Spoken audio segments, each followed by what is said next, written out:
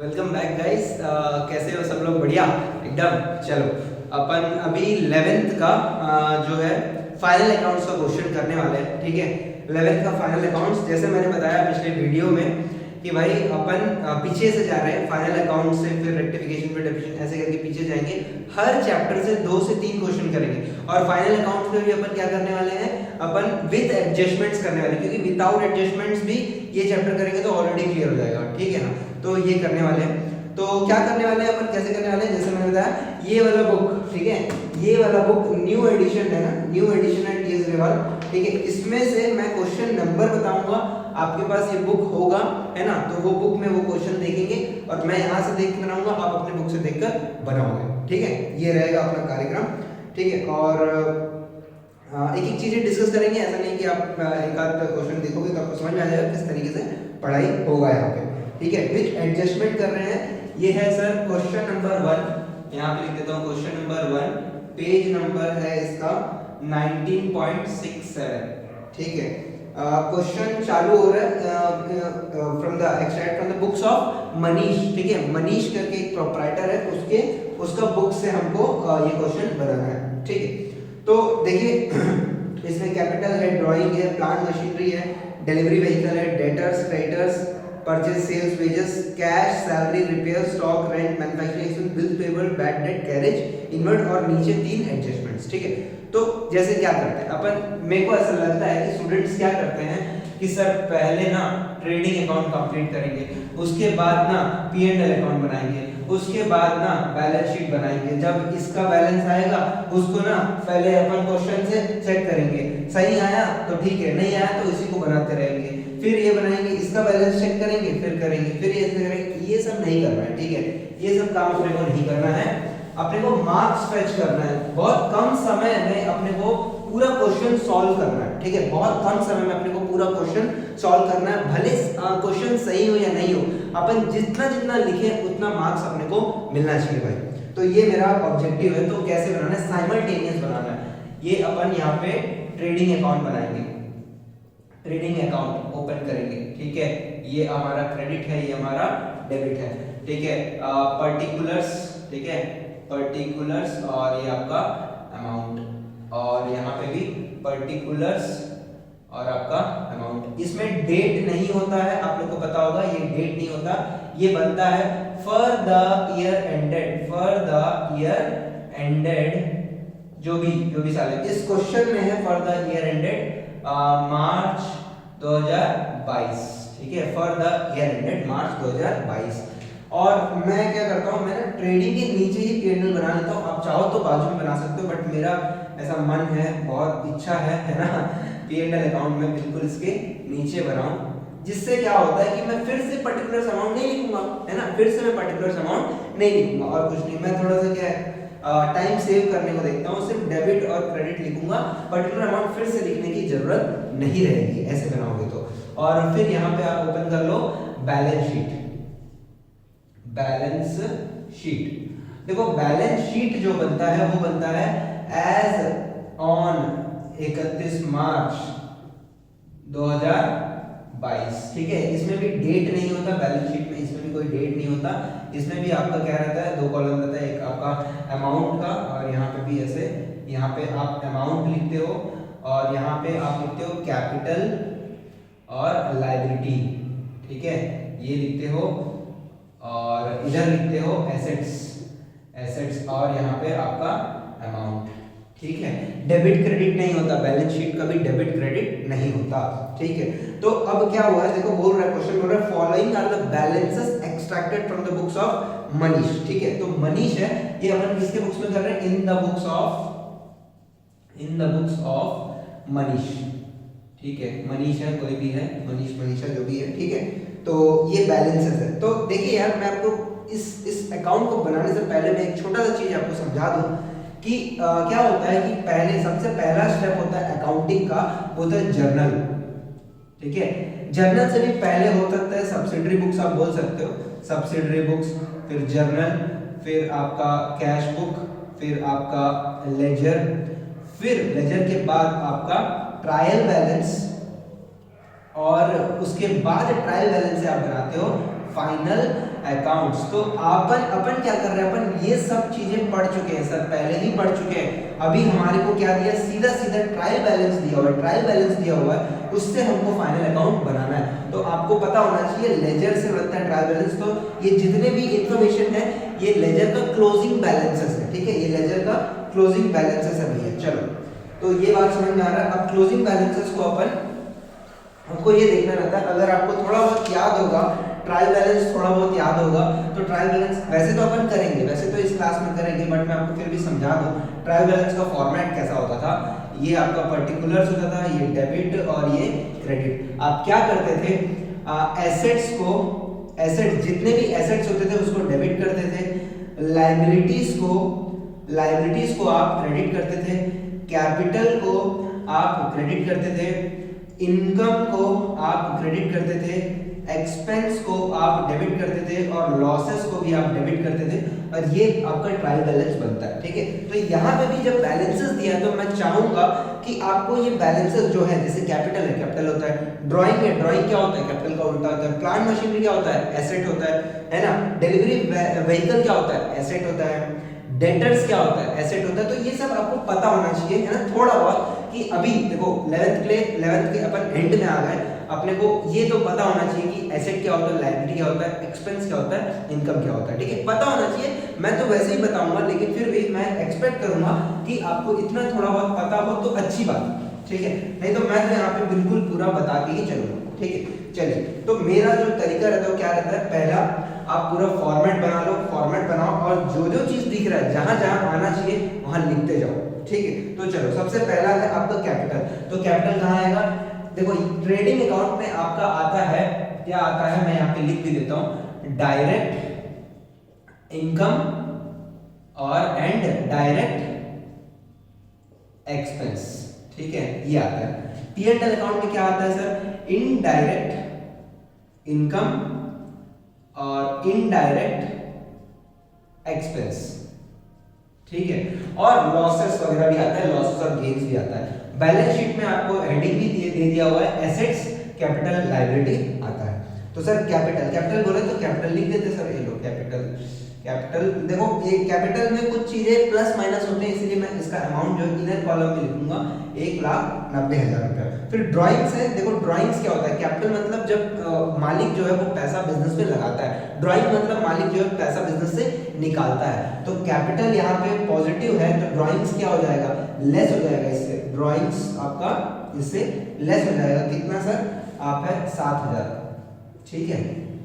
फिर है plant machinery. Plant machinery अपने को पता है एसेट होता है। What is asset sir, asset का मतलब क्या होता है, वो चीज, वो आइटम जो हमारा खुद का है, ओन्ड बाय ओन्ड। एसेट का एक छोटा सा बात बताता हूं, ओन होना चाहिए, हमारा खुद का ओन होना चाहिए, कंट्रोल हमारा उस पर कंट्रोल होना चाहिए और हमको उससे फ्यूचर इकोनॉमिक बेनिफिट मिलना चाहिए, ठीक है। जैसे ये बोर्ड है, ये बोर्ड है मेरा है, मेरा खुद का है, ओन करता हूं मैं इसको, मेरे को इसमें लिखना है तो मैं पड़ोसी से जाकर पूछता नहीं हूँ कि मेरे को लिखना है कि नहीं लिखना है, कंट्रोल मेरा है इस पे पूरा और मेरे को इससे फ्यूचर इकोनॉमिक बेनिफिट मिलता है। सर कैसे, मैं इससे इसी को यूज करके पढ़ा रहा हूँ और बच्चों से फीस ले रहा हूँ, तो इकोनॉमिक बेनिफिट मेरे को मिलता है। वैसे ही किसी संस्था में प्लांट मशीनरी जो है वो भी ओन्ड, कंट्रोल्ड और फ्यूचर इकोनॉमिक बेनिफिट होता है, इसलिए उसको हम एसेट बोलते हैं, ठीक है। ये सब छोटे छोटे चीजें यार, ये सब पहले वाले जो लेक्चर्स होते हैं 11th क्लास में उसमें पढ़ाया जाता है, बट स्टिल अपन तो पहली बार मिल रहे हैं, अपन तो है ना बिल्कुल ऐसे पढ़ाएंगे कि हम सब बिल्कुल स्टार्टिंग से कर रहे हैं। तो प्लांट एंड मशीनरी एसेट होता है, तो ये लो प्लांट एंड मशीन, ठीक है। देखो यार मेरा राइटिंग बहुत थोड़ा सा खराब है और तो कभी कभी मैं ना एब्रिविएशंस भी यूज कर देता हूँ, तो उसके लिए प्लीज मैं माफी चाहूंगा, है ना। ये लो 1,20,000 दिया हुआ है, ठीक है।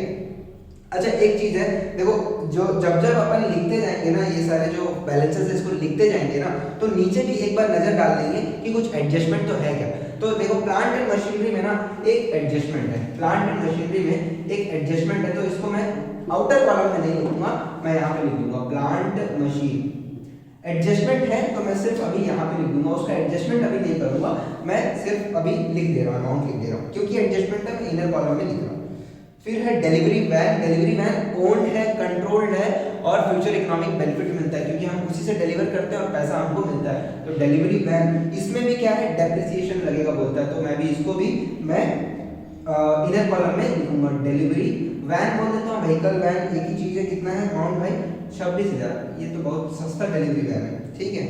फिर आपका क्या है, आपका सन्ड्री डेटर्स। तो डेटर, सन्ड्री डेटर्स, देखो सन्ड्री माने क्या होता है? सन्ड्री माने बहुत सारे, है ना। और ये डेटर्स प्रोनाउंस होता है, डेप्टर नहीं बोलते, ठीक है। बहुत लोग इसको डेप्टर बोलते हैं, डेटर होता है, ठीक है। Sundry debtors. कितना भैया, कितना बोल रहा है? इसमें कोई एडजस्टमेंट नहीं दिख रहा है, तो मैं सीधा आउटर कॉलम में लिख दूंगा कितना, 36,000, ठीक है सर। फिर है सन्ड्री क्रेडिटर्स। तो क्रेडिटर्स मतलब, डेटर्स मतलब जिनसे हमको पैसे लेने हैं, ठीक है। पैसे लेने हैं, समझाने के लिए लिखता हूँ, पैसे लेने हैं, लेने हैं, ठीक है। और सन्ड्री क्रेडिटर्स यहाँ पे लिख देता हूँ, क्योंकि ये क्या है, हमारा लाइबिलिटी, हमको पैसे देने हैं। सन्ड्री क्रेडिटर्स, ठीक है। पैसे, ये एग्जाम में लिख के नहीं आना, ठीक है। ये बस आपको समझाने के लिए, पैसे देने हैं, ठीक है। अमाउंट कितना है? 26,000। इसका भी कोई एडजस्टमेंट नहीं है, तो मैं डायरेक्ट आउटर कॉलम में लिख दे रहा हूँ। फिर है purchases. Purchases is a kind of expense, क्योंकि हम जैसे मान के चलो कोई दुकानदार है, जैसे हमारा पुष्पांजलि है ना चरौदा में, वो क्या करता है, बुक्स खरीदता है और आपको बेचता है। तो purchases it's a kind of expense for him. तो परचेजेस जो है वो यहाँ पे लिख दूंगा, टू परचेजेस। आप लोगों को पता ही होगा कि जब भी डेबिट क्रेडिट वाला चीज रहता है, ये टू साइड रहता है, ये टू साइड रहता है, और ये बाई साइड रहता है, ठीक है। ये अपने को पता ही होगा, but still to purchases, purchases account. कभी भी आप लिखोगे तो इन खातों में अकाउंट वर्ड इस्तेमाल करना है। इधर नहीं भी करोगे चलेगा, लेकिन यहाँ पे अकाउंट वर्ड इस्तेमाल करना अच्छा चीज है, ठीक है। करो ना करो अलग बात है। परचेजेस में कुछ दिख रहा है मेरे को इधर उधर। परचेजेस से जनरली क्या होता है, आपका परचेज रिटर्न माइनस होता है, तो यहाँ पे परचेज रिटर्न वाला आइटम नहीं दिख रहा है और कुछ एडजस्टमेंट नहीं दिख रहा है, तो मैं आउटर कॉलम में लिख दूंगा सर। आउटर कॉलम में कितना, इधर मैं 20,000, ठीक है। ये लाइन खींच देता हूँ, लाइन वाइन खींच लिया करो। देखो एग्जाम में लाइन वाइन नहीं भी खींचोगे, आप सीधा सीधा लिखोगे, डेबिट क्रेडिट बोल के लिखोगे तो आपको मार्क्स मिल जाएगा, ठीक है। टेंशन नहीं लेनी, मतलब ये नहीं कि समय होने के बाद भी नहीं खींचने, समय है। प्रेजेंटेशन ऑलवेज वर्क्स, ठीक है। प्रेजेंट अच्छा करोगे तो अच्छी बात है, नहीं तो फिर अलग बात है। मार्क्स नहीं कटेगा, मतलब बहुत ज्यादा मार्क्स नहीं कटेगा। फिर सेल्स को मैं रखता हूँ बाय सेल्स अकाउंट। कितना भैया, 42,000। कोई एडजस्टमेंट नहीं है, तो मैं डायरेक्ट बाहर लिख दे रहा हूँ। फिर है वेजेस क्या होता है, डायरेक्ट एक्सपेंस होता है। देखो फाइनल अकाउंट्स में एक चीज आपको देखने मिलेगा, एक होता है वेजेस और एक होता है सैलरी, ठीक है। एक होता है वेजेस और एक होता है सैलरी। इसको हम डायरेक्ट एक्सपेंस मानते हैं और इसको हम इनडायरेक्ट एक्सपेंस मानते हैं। तो आप लोगों को अभी समझ में आ गया होगा, डायरेक्ट एक्सपेंस मतलब ट्रेडिंग अकाउंट, इनडायरेक्ट एक्सपेंस मतलब पेड अकाउंट। और एक बड़ा इंटरेस्टिंग चीज होता है, कभी-कभी ऐसे लिखते हैं वेजेस एंड सैलरी, और कभी-कभी लिखते हैं सैलरी एंड वेजेस, ठीक है। तो सामने क्या है वो देखो, वेजेस अगर सामने है तो दोनों को, इसको डायरेक्ट एक्सपेंस मानेंगे, और सैलरी अगर सामने है तो इसको इनडायरेक्ट मानेंगे। तो ऐसे कुछ क्वेश्चंस आपको दिख सकते हैं, यहाँ सैलरी एंड वेजेस लिखा होगा तो उसको हम P&L में डालते हैं, इनडायरेक्ट एक्सपेंस मान के करते हैं। ये बड़ा ही मतलब अजीब सा ट्रीटमेंट है, बट ये क्वेश्चंस में चला हुआ आता है, इसलिए मैं आपको समझा दे रहा हूँ। तो यहाँ पे सिर्फ वेजेस है, तो वेजेस लिख दो यहाँ पे किया, वेजेस अकाउंट सर कितना, 8,000 रुपए, बहुत बढ़िया। फिर है कैश एट बैंक। तो बैंक में पैसा पड़ा हुआ है, एसेट होता है। कैश एट बैंक कितना सर, है 26,000। अरे बाप रे, 26 बहुत जगह दिख रहा है, 26, ठीक है, कोई बात नहीं। सैलरीज क्या है, मैंने बताया सैलरीज इज इनडायरेक्ट, तो यहाँ पे लिख देंगे टू सैलरीज अकाउंट लिख देता हूँ मैं, कितना है 8,000, ठीक है भैया, बहुत बढ़िया। एडजस्टमेंट कुछ नहीं है नीचे, ठीक है। हर हमेशा देखते रहना, नीचे देखते रहना, ठीक है, एडजस्टमेंट। फिर है रिपेयर्स मतलब खर्चे हैं सर, रिपेयर्स भी हमारा एक्सपेंस है। टू रिपेयर्स अकाउंट कितना है, 1900, ठीक है, बहुत बढ़िया। फिर है स्टॉक एज ऑन 1 अप्रैल 2021, मतलब ओपनिंग स्टॉक आएगा यहाँ। आप फॉर्मेट को याद भी कर सकते हो, बट जैसे जैसे क्वेश्चन बनाते रहोगे आपको ऑटोमेटिक याद हो जाएगा, कुछ याद करने की बहुत ज़्यादा जरूरत नहीं पड़ेगी, बट जनरली याद हो ही जाता है, ठीक है। ओपनिंग स्टॉक में लिख दिया। रेंट हम दे रहे हैं, खर्चा है हमारा, तो रेंट मैं यहाँ पे लिख दूंगा रेंट। लेकिन मेरे को ऐसा क्या दिखा सर, नीचे ना इसका एडजस्टमेंट है, तो मैं रेंट को यहाँ पे इनर कॉलम में लिखता हूँ सर, कितना 4,500 मेरे को दिखा। मैन्युफैक्चरिंग एक्सपेंस, मैन्युफैक्चरिंग एक्सपेंस बोल रहा है, तो मैन्युफैक्चरिंग एक्सपेंस को देखो जनरली क्या होता है कि मैन्युफैक्चर कर रहे हैं, ठीक है, मैन्युफैक्चर मतलब बनाते हैं, कोई चीज को अपन बनाते हैं, तो ये भी डायरेक्ट एक्सपेंस होता है। और डायरेक्ट एक्सपेंस यहाँ पे मैं लिख देता हूँ मैन्युफैक्चरिंग एक्सपेंस अकाउंट, ठीक है, कितना है सर आपका 1500, ठीक है भाई, बहुत ज़्यादा खर्चा करती है। तो बिल्स पेबल, बिल्स पेबल देखो बहुत ही एक जबरदस्त चीज़ है, क्या बिल्स जो बिल्स ऑफ एक्सचेंज चैप्टर था वही आप लोग का हटा दिया गया, तो ये कॉन्सेप्ट के बारे में बहुत ज़्यादा नहीं पढ़े होंगे, बट बिल्स पेबल एक लाइबिलिटी होता है, इतना अभी जान लो, बहुत ज़्यादा जानने की जरूरत नहीं है इसमें अभी। बिल्स पेबल जो है एक तरीके का लाइबिलिटी है, पेबल मतलब देनदारी है भैया 23,500, ठीक है। और फिर है बैड डेट्स, डेट मतलब उधार, बैड मतलब गंदा, गंदा नहीं मिलेगा, पैसा नहीं मिलेगा, तो पैसा नहीं मिलेगा तो डूब गया, लॉस हो गया, बैड डेट, सॉरी थोड़ा सा नीचे लिखते हैं क्योंकि एडजस्टमेंट करना है, टू बैड डेट कितना भैया है 5,000, बहुत बढ़िया, 5,000 का नुकसान हो गया, लॉसेस है। देखो एक्सपेंस और लॉसेस, सिर्फ इनडायरेक्ट एक्सपेंस ही नहीं, लॉसेस भी P&L अकाउंट में आते हैं। और फिर क्या है आपका कैरेज इनवर्ड क्या होता है, एक डायरेक्ट एक्सपेंस होता है, तो मैं इसको थोड़ा समझा देता हूँ, कैरेज इनवर्ड क्या होता है। कैरेज इनवर्ड अकाउंट कितना 1,600, ठीक है। तो कोई जगह नहीं है यहाँ पे, तो मैं थोड़ा सा ये मिटाऊंगा, है ना। आप लोगों को ठीक ठाक लाइन छोड़ना चाहिए, ट्रेडिंग अकाउंट में 6-7 लाइन छोड़ देना चाहिए। P&L अकाउंट आपको पता चल गया, P&L अकाउंट है, तो मैं इसको मिटा देता हूँ, ठीक है, क्योंकि मेरे पास जगह नहीं है। चलो अब थोड़ा सा ना कॉन्सेप्ट समझ लेते हैं, व्हाट इज कैरेज इनवर्ड, ठीक है। कैरेज इनवर्ड क्या होता है समझ लो, ये क्यों डायरेक्ट एक्सपेंस है ये समझ लेते हैं। देखो ये हमारा ना बिजनेस है, मान के चलो एक बेकरी शॉप है, मान चलो ये मनीष जो भाई साहब है इनका बेकरी का शॉप है, ये क्या खरीदते होंगे, ब्रेड खरीदते होंगे, तो ब्रेड खरीदते हैं, कहाँ से खरीदते होंगे, कोई ब्रेड का दुकान होगा, ब्रेड बॉय बोल के कोई दुकान होगा, तो ब्रेड बॉय से बेकरी खरीदते हैं और इसको एक गाड़ी में भरकर यहाँ पे लेकर आते हैं। तो ये जो गाड़ी, ये लाइट भी जलेगा क्योंकि अंधेरा हो गया, अभी शाम हो गया, तो लाइट जलता हुआ ये आएगा, यहाँ पे आएगा, तो ये क्या है, ये जो है इसको हम बोलते हैं कैरेज, ठीक है, इसको बोलते हैं कैरेज, जहाँ से हमारा सामान आ रहा है। और क्योंकि देखो हमारे बिजनेस में आ रहा है, ये हमारा बिजनेस है, छोटू सा बिजनेस है, तो ये हमारे बिजनेस में आ रहा है, इसलिए इनवर्ड है, आ रहा है, इसलिए इसको कैरेज इनवर्ड बोलते हैं, ठीक है। और जब ये जो मनीष भाई साहब है, मनीष जब है लोगों को होम डिलीवरी करेंगे, उसको हम बोलेंगे कैरेज आउटवर्ड, ठीक है। अब मैं आपसे एक सवाल पूछना चाहता हूँ कि ब्रेड अगर यहाँ तक नहीं आएगा तो क्या बेच सकते हैं क्या? मैं फिर से पूछ रहा हूँ, ब्रेड जो है यहाँ से यहाँ तक हमारे दुकान तक आएगा ही नहीं, तो क्या मनीष ब्रेड बेच पाएगा? नहीं बेच पाएगा ना। तो वही चीज है, जो खर्चे सेल करने के लिए बहुत जरूरी होते हैं उनको डायरेक्ट एक्सपेंस बोलते हैं, और जो खर्चे सेल करने के लिए जरूरी नहीं होते हैं उसको अपन इनडायरेक्ट एक्सपेंस बोलते हैं। जैसे कैरेज आउटवर्ड है, आप कैरेज आउटवर्ड नहीं करोगे, डिलीवरी नहीं करोगे, तो वो लोग तो दुकान आके ले सकते हैं ना।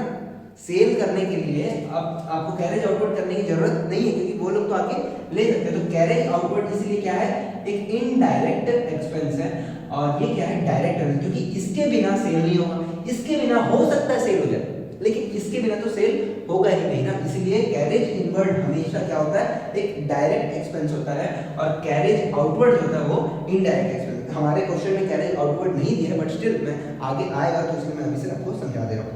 तो देखिए, अब देखिए मजेदार बात यही है कि देखो अभी मैं समझा रहा हूँ कि शायद समय लग रहा है, अदरवाइज ये सब चीजें लिखने में आपको ज्यादा से ज्यादा 3 से 4 मिनट लगेगा, और 3 से 4 मिनट में आपका क्वेश्चन आधा से ज्यादा कंप्लीट हो गया, ठीक है। अगर बाई चांस स्टूडेंट को नहीं आता, फाइनल अकाउंट्स नहीं आता, लास्ट में भी बना रहा है, तो ऐसे बनाएगा ना, simultaneous trading P&L balance sheet बनाएगा, फटाफट लिख देगा, इतने में कुछ तो मार्क्स मिल ही जाएगा। 6 नंबर का क्वेश्चन है, तो इतने में मेरे को लगता है अगर टीचर हूँ तो अगर इतना मैं देखूँ तो 3 एडजस्टमेंट नहीं किया, मैं 3 नंबर दे दूंगा, ठीक है।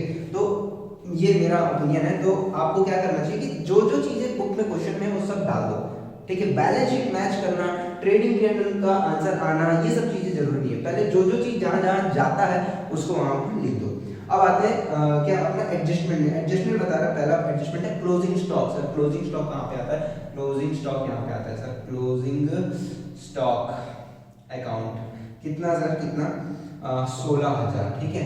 और एक चीज है क्लोजिंग स्टॉक, हमारा स्टॉक है, स्टॉक मतलब मेरा सामान है, ठीक है। स्टॉक मतलब हमारा एसेट रहता है, एसेट आपका यहाँ पे भी आएगा, क्लोजिंग स्टॉक हमारा एसेट भी होता है, तो यहाँ पे भी आएगा कितना भैया, 16,000 रुपए, ठीक है। तो एक एडजस्टमेंट अपना निपट गया। तो सिर्फ इतना करके 2 एडजस्टमेंट छोड़ दोगे तो भी बहुत बढ़िया आपका मार्क्स आ जाएगा। नेक्स्ट है डेप्रिशिएट करने वाले। देखो डेप्रिसिएशन मतलब क्या होता है, थोड़ा समझ लेते हैं। डेप्रिसिएशन मतलब चीजों का वैल्यू का गिरावट, ठीक है, वैल्यू का गिरावट। तो डेप्रिसिएशन किस पे लगता है सर, टेंजिबल एसेट पे लगता है, टेंजिबल एसेट पे लगता है। क्यों, क्योंकि टेंजिबल एसेट यूज होता है। जैसे ये बोर्ड है, ये बोर्ड यूज हो रहा है, देख रहे हो थोड़ा सा गंदा दिख रहा होगा आपको, ब्लू है ना, कुछ सालों में ये बहुत ज्यादा गंदा हो सकता है, क्योंकि इसका जो ये व्हाइटनेस है खराब हो रहा है धीरे धीरे, क्योंकि यूज हो रहा है, सर्विस देने में है ना, काम करने में यूज हो रहा है, तो उसका वैल्यू गिर रहा है। तो यूज मतलब जो यूज करने से जो वैल्यू में गिरावट होता है उसी को हम बोलते हैं डेप्रिसिएशन, और ये जनरली टेंजिबल एसेट्स पे लगता है। एक और वर्ड है डेप्रिसिएशन की छोटी बहन है, उसका नाम है अमोर्टाइजेशन। अमोर्टाइजेशन छोटी बहन है डेप्रिसिएशन की, ये लगता है इंटेंजिबल एसेट पे, इंटेंजिबल एसेट पे। देखो ये क्वेश्चन में नहीं है बट स्टिल कुछ चीजें ऐसे आते हैं तो मैं बता देता हूँ, ये इंटेंजिबल एसेट पे लगता है अमोर्टाइजेशन, ठीक है। आएगा क्वेश्चन में तब देखेंगे। तो डेप्रिसिएशन लगाओ बोल रहे हैं, डेप्रिसिएशन मतलब वैल्यू को गिराओ, है ना, प्लांट मशीनरी को वैल्यू कम करो, डिलीवरी के वैल्यू को डिलीवरी वैन के वैल्यू को कम करो। तो भाई कम कर देंगे, कितना परसेंट बोल रहा है सर, आपको बोल रहा है 10%, इसको 10% से कम कर दो, यहाँ माइनस डेप्रिसिएशन 10%, 10% कितना होता है 12,000 रुपया, ठीक है। और इसको कितना परसेंट बोल रहा है, इसको बोल रहा है 15%, इसको बोल रहा है माइनस डेप्रिसिएशन 15%, 15% कितना होता है 10% 2600, 5% 1300, 26 और 13 कितना 3900। तो ये कितना हो जाएगा आपका 120 माइनस 12 कितना हो जाएगा 108, ठीक है। 1,08,000 मैं हिंदी में कभी कभी ले लेता हूँ, बोल देता हूँ, ठीक है। और ये आपका हो जाएगा कितना 22,100, ठीक है, 22,100। और ये डेप्रिसिएशन क्योंकि ये भी एक तरीके का एक्सपेंस है, वैल्यू में गिरावट हो रहा है, ठीक है, एसेट में गिरावट हो रहा है, इसका मतलब क्या, एसेट यूज हो रहा है, बिजनेस में यूज हो रहा है, और यूज होता है कोई भी चीज हमारे को बिजनेस में यूज हो रहा है तो वो हमारे लिए एक्सपेंस है, यूज हो रहा है, फायदा मिल रहा है, एक्सपेंस है, यूज हो रहा है, एसेट जो है यूज हो रहा है और फायदा मिल रहा है, तो ये भी हमारा एक्सपेंस है। तो मैं यहाँ पे लिख दूंगा टू डेप्रिसिएशन, डेप्रिसिएशन अलग अलग लिख सकता हूँ, एक साथ भी लिख सकता हूँ, अलग अलग लिख देता हूँ। ऑन प्लांट एंड मशीन कितना 12,000, और to depreciation on delivery van कितना 3900, ठीक है। तो और एडजस्टमेंट मेरा हो गया, ये भी हो गया। अगर आप चाहोगे तो मैं इसका जर्नल एंट्री बता देता हूँ। डेप्रिसिएशन जो है एक्सपेंस होता है, तो एक्सपेंस हमेशा डेबिट होता है, डेप्रिसिएशन अकाउंट डेबिट। और एसेट का वैल्यू गिर रहा है, एसेट बढ़ता है तो डेबिट होता है, गिरता है तो क्रेडिट होता है। तो टू प्लांट और मशीनरी कितना 12,000, ये आपका जनरल एंट्री होता है। तो एसेट का वैल्यू गिर रहा है, हम वैल्यू कम कर दिए, डेप्रिसिएशन एक्सपेंस है, एक्सपेंस यहाँ पे हमने डाल दिया, ठीक है। तो समझाने के लिए है, बाकी आप लोग को इच्छा श्रद्धा है भाई, इच्छा श्रद्धा किसी का नाम तो नहीं है, नाम है तो प्लीज कमेंट करके बताओ भाई, है ना। इच्छा श्रद्धा भी हमारे स्टूडेंट्स है बोल के मैं बताऊंगा। फिर है हमारा क्या है अनपेड रेंट। रेंट जो है अभी तक हमने पे नहीं किया है, पे नहीं किया लेकिन देना है कि नहीं है, रेंट पे नहीं किया लेकिन देना है। जैसे ये मेरा क्लासरूम है, मैं इसका रेंट देता हूँ, मैं यूज कर रहा हूँ मतलब मेरा खर्चा है, रेंट मेरा एक्सपेंस है, और मेरे को इसका पैसा देना है। देना अभी नहीं देना लेकिन देना तो है ना, कभी भी देना है। देनदारी क्या होता है, लायबिलिटी होता है। तो अनपेड रेंट जो होता है वो क्या है, हमारा लायबिलिटी होता है। सर कितना बोल रहा है 500, और अनपेड रेंट अभी देना है, खर्चा हो गया ना, देना है, तो इसमें ऐड कर दो, ऐड अनपेड रेंट। सर कितना 500। आप चाहोगे तो मैं इसका जनरल एंट्री बता दूंगा, चाहोगे तो जनरल एंट्री बता दूंगा। चलो मेरे को ऐसा लग रहा है कि आप चाह रहे हो, मेरे को ऐसा लग रहा है, फील आ रहा है चाह रहे हो, तो मैं बता देता हूँ एंट्री। देखो अनपेड रेंट, रेंट मतलब क्या है, एक्सपेंस है, तो रेंट अकाउंट डेबिट एक्सपेंस, ठीक है। और क्योंकि ये अनपेड है, अगर देखो पे हो जाता तो रेंट टू कैश कर देते, लेकिन पे नहीं हुआ है तो क्या बोलोगे अनपेड, या आप बोलोगे रेंट आउटस्टैंडिंग। जो भी आप नाम ले लो।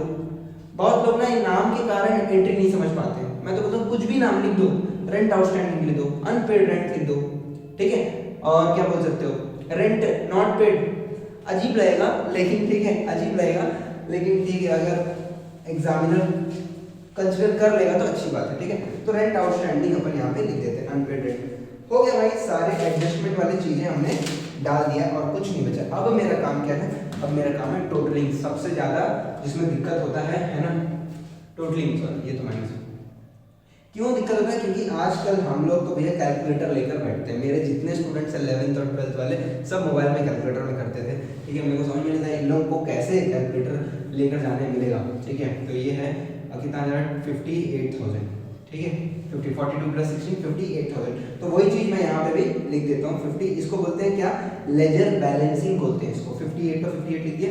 इधर कितना है, इसका टोटल कर देता हूँ, कितना आएगा 16 और ये 20, 36 और 8 44 44 और 3 47 47 100। तो 47 100, 58,000 माइनस 47 100 कितना आ जाएगा, 8,050, 8,000 का 8,050 बचा तो 29। तो कितना हो गया, 8 और 29 कितना, 10,900 10,900 10,900। थोड़ा सा ट्रिक रखना चाहिए आप लोग को, है ना, टू ग्रॉस प्रॉफिट, ठीक है। और ये ग्रॉस प्रॉफिट जो है यहाँ पे ट्रांसफर हो जाता है। ये एरो आपको डालना नहीं है, मैं आपको बता रहा हूँ क्या बोलते हैं, बाय ट्रेडिंग अकाउंट, ठीक है। यहाँ पे भी ग्रॉस प्रॉफिट की जगह बाय P&L अकाउंट लिख सकते, क्योंकि जिस अकाउंट से आ रहा है वो अकाउंट लिखोगे और ब्रैकेट में लिखोगे ग्रॉस प्रॉफिट तो अलग ही मजा आएगा, है ना। ऐसे आप अकाउंटिंग करोगे ना, बहुत जबरदस्त। यहाँ पे भी आप क्या करोगे ना, टू P&L अकाउंट लिखो, कितना सुंदर लगेगा, और यहाँ पे ब्रैकेट में लिखो ग्रॉस प्रॉफिट, है ना। तो ये एकदम सही तरीका है, ठीक है। ये सही तरीका है, इसमें मार्क्स नहीं कटेगा, ठीक है। ग्रॉस प्रॉफिट कितना है, 10,900 आ गया भाई। देखो मैं ना क्वेश्चन देख भी नहीं रहा हूँ, आंसर देख भी नहीं रहा हूँ कि वो क्या आ रहा है क्या नहीं आ रहा है, मैं श्योर कि नहीं हूँ, मेरे को मतलब नहीं है, मेरे को प्लस माइनस करना है और कुछ नहीं करना है। चलिए अब देखते हैं इसका टोटल करके देखते हैं। मेरे को लग रहा है कि इधर का टोटल ज़्यादा आएगा, इधर का टोटल कम आ रहा है, क्योंकि टोटल करके देख लो, 5 5 10 10 और 12 22 22 और 8 30 30 और 4 34 34 और 1 35 35 और 8 35 800 35 800 और माइनस कर दो 10,900 से, तो 25 800 और 900 माइनस करना है, तो 24,900 बाई आप बोलोगे नेट प्रॉफिट, इसको बोलोगे बाई नेट प्रॉफिट। अब इस नेट सॉरी बाई लॉस है net loss by net loss. अब इसको लॉस को कैपिटल से माइनस कर देते हैं, नेट लॉस को कैपिटल से माइनस कर देंगे, कितना 24,900, ठीक है, माइनस। अब टोटल कर देंगे इसका, तो इसका कितना आ जाएगा टोटल, इसका टोटल है 30 कितना भाई 3900 ना 3900, हाँ 3900 जो है वो माइनस हो जाएगा, तो कितना आ जाएगा 39 160 159 100। अब इसका टोटल करेंगे, ठीक है, इसका टोटल करेंगे। मेरे को मतलब नहीं है सही हो या गलत हो, मेरे को प्लस माइनस करना है, प्लस माइनस का भी मार्क्स है, ठीक है। चलो यहाँ से प्लस माइनस करते हैं, ऐसे इसका पहले प्लस माइनस कर लेते हैं। 26 और ये कितना 50 और ये 12 62 62 72 78 78 और 22 78 और 22 कितना 1 लाख 1 लाख 1 लाख प्लस 1 लाख 2 लाख 8,100 2 लाख 8,100। यहाँ पे जनरली स्टूडेंट कभी भी ऐसे करते हैं, यही चीज़ आनी थी, टोटल नहीं आया फिर भी लिख देते हैं, बट अपन टोटल करके देख लेते हैं क्या आता है। क्या आ रहा है देखो, 500 इसमें गया 24 और 26 कितना 50 और 1 50 कितना 2, और यहाँ पे आपका 2,09,100। क्या बात कर रहे हो, कहीं मिस्टेक तो नहीं, प्लस माइनस करते हैं यार, ठीक है, प्लस माइनस, ठीक ना। 26 और 24 है ना, 24 50,000 और 1 50 में 50 कितना 2,09,100, ठीक है। तो यहाँ पे देख लेते हैं एक बार।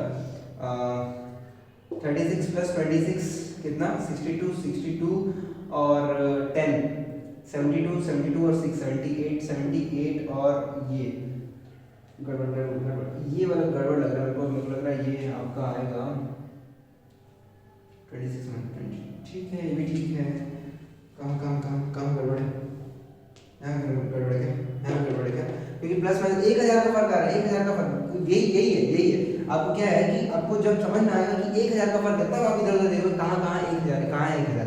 आप पहले इसके पीछे लग जाओगे तो आपको नहीं समझ में आएगा कि गलती कहाँ हुआ। तो ठीक है, 1000 में गड़बड़ है, मेरे को लग रहा है इसका टोटल में गड़बड़ है। एक बार देख लेते हैं यार। 24,900 + 7,000 कितना होता है, 0091 और ये 31, देखे 31,900 और इसको मैं 19 से माइनस करूँगा 1,90,000 से 31,900, तो आपका आ जाएगा, मेरे को लगता है ये आ जाएगा 158,100। मैं जानबूझ के यार देखो, मैं चाहो तो आंसर पहले बना के आपको एक सही आंसर दिखा सकता था, लेकिन क्या है कि गलती मैं कैसे कर रहा हूँ वो आप देखो, और गलती में सुधार कैसे कर रहा हूँ वो भी आप सीखो, क्योंकि वही तो मेन है।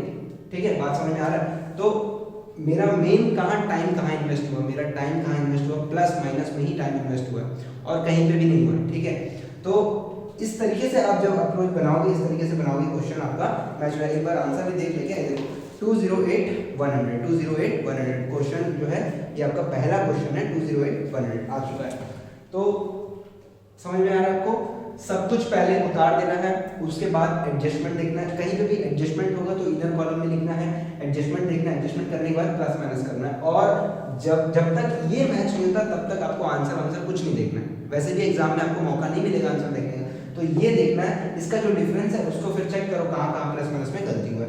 मेरा भी माइनस में गलती हुआ है, मैंने यहाँ पे लिख दिया, तो गलती करो, कोई दिक्कत नहीं है। ठीक है, और अगर बाई चांस आपको नहीं समझ में आ रहा है, लास्ट में हमने यहाँ पे 209,100 आ गया, 208,100, तो भी कोई डरने वाली बात नहीं है। सिर्फ आपका एक गलती उसमें आधा मार्क्स से कटेगा, बाकी पूरा आपका आंसर सही रहेगा। क्वेश्चन 6 नंबर का है, तो आपको 5.5 मिल जाएगा। मैं एग्जामिनर होता तो मैं तो दे देता। ठीक है, क्योंकि आपको क्या क्या चीजें ध्यान रखना है मैं आप बता दे रहा हूँ, क्या क्या चीजें आपको ध्यान रखना है कि डेबिट क्रेडिट जो है ना ये लिखना जरूरी है, ये फॉर द ईयर एंडेड ये लिखना जरूरी है, ये एज ऑन 31 मार्च जो है ये लिखना जरूरी है, और ये गोला करोगे तो अच्छा है, और ये सब छोटे मोटे चीजें ये आपको जरूरी है। तो आई होप यार आप लोग को ये क्लास में ये जो पहला क्वेश्चन अपन करें ये आपको सही से समझ में आया है। ठीक है, अगर आपको अच्छा लगा है ये जिस तरीके से मैं पढ़ा रहा हूँ, मेरी गलतियों को भी आप देख रहे हो, है ना, और मैं चाहता हूँ कि आप लोग भी ऐसे गलती करो, और इस गलती से जैसे मैं सीखा हूँ वैसे आप भी अभी के अभी सीखो। तो अगर आपको ये तरीका अच्छा लग रहा है तो प्लीज़ यार थम्स अप दो, ताकि मैं और भी वीडियोस बनाने के लिए मोटिवेटेड रहूँ, है ना, नहीं तो बिना मोटिवेशन के थोड़ा सा दिक्कत होता है भाई। ठीक है, क्योंकि अगर मेरे स्टूडेंट्स अभी यहाँ पे रहते हैं ना क्लास में, और मैं गलती में तो बहुत हंसते मेरे ऊपर, बहुत ज़्यादा हंसते हैं, और उसके बाद फिर चलो ठीक है, चलो मैं फेल हो गया ऐसा बोल के मैं फिर उसको सॉल्व करता हूँ जैसे भी। ठीक है, तो ये तरीका है भाई। अगर अपन इस चैप्टर के और 2 से 3 क्वेश्चन करेंगे, फाइनल अकाउंट्स में मैं कोशिश करूंगा कि ज़्यादा ही क्वेश्चन करें बाकी चैप्टर से, क्योंकि जितने ज़्यादा एडजस्टमेंट कर ले अपन उतना ज़्यादा अच्छा है अपने लिए। ठीक है, और बहुत हैवी एडजस्टमेंट करोगे, है ना, वो एग्जाम में आए ना आए उसका रिस्क है, तो बहुत लाइट एग्जाम एडजस्टमेंट जो भी रहेगा वो सब अपन करेंगे इस क्लास में। ठीक है, तो बने रहिए यार साथ में अपन, है ना, हर दिन मैं वीडियो डालूंगा, तो प्लीज़ आप थम्स अप दो और अपने बाकी 11th के स्टूडेंट से शेयर करो, खासकर भिलाई चौदह वाले जो भी स्टूडेंट्स हैं वो लोग तक तो ये वीडियोस पहुंचने चाहिए यार, उन लोगों को तो मदद कर पाऊँ एटलीस्ट मैं। और क्या है, जैसे अगर आपको डाउट आ रहा है, कोई क्वेश्चन में डाउट आ रहा है, आप मेरे को मैसेज कर सकते हो। नंबर चाहिए, नंबर ये 888, बहुत आसान नंबर है, 999 और है 3498। ठीक है, तो दो ही एक नंबर अलग है, 888-888-3498। ठीक है, इस पे आप मेरे को मैसेज कर सकते हो, व्हाट्सएप भी यही नंबर है। ठीक है, बाकी चलो अगले क्लास में मिलते हैं। आप मुझे बताना है जो भी, देखो ये पहला इंटरेक्शन है अपना, जो भी आपको अच्छा लगा है इस पूरे वीडियो में, जो अच्छा नहीं लगा, दोनों चीज़ बताओ ताकि मैं इंप्रूव कर पाऊँ। ठीक है, चलो भाई कल मिलते हैं। ठीक है, बाय।